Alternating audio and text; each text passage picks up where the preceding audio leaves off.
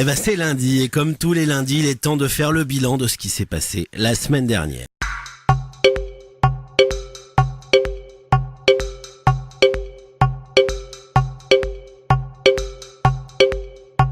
C'est avec une profonde tristesse et beaucoup de douleur que je vais vous annoncer une nouvelle qui a bouleversé ma semaine. La chanteuse Alizée arrête sa carrière. Oh non! Non, je rigole, j'en ai rien à foutre en fait. Invité sur le plateau de TPMP, Thierry Ardisson a avoué avoir couché avec un homme dans sa jeunesse.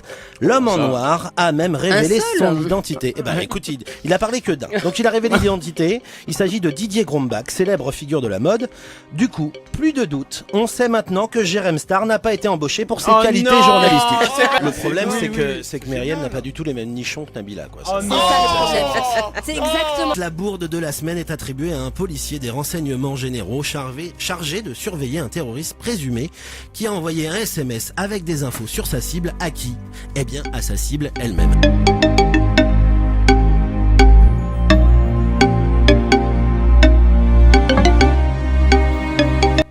Raconte qu'il leur proposait de faciliter et de soutenir leur carrière contre des faveurs sexuelles.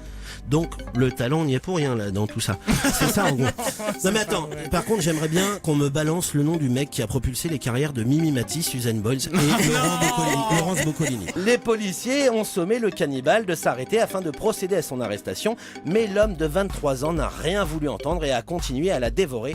Et voilà, c'est là où je trouve ça hallucinant. On se plaint que les gamins sont mal élevés.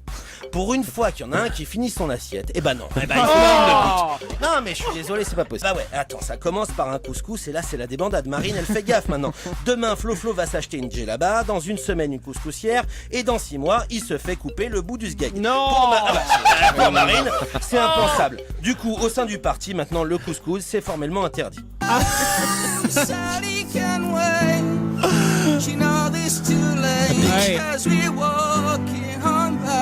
Dès la rentrée 2018, vous pourrez retrouver des émissions telles que Les Marseillais et les Ch'tis à la bibliothèque. Alors, une émission qui durera sur 18 mois le temps qu'ils apprennent à lire. Faut moins ça. Ou alors facile, hein, Camille.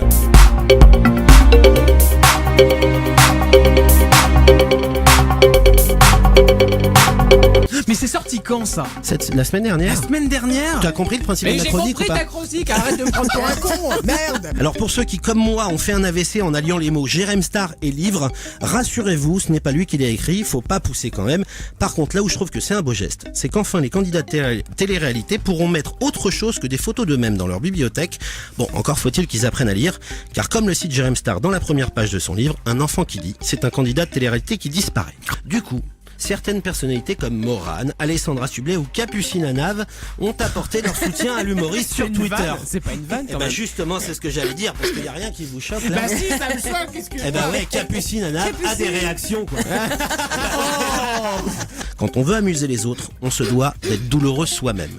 Merci. Voilà, un bilan très rassurant, mais ça, c'était la semaine dernière.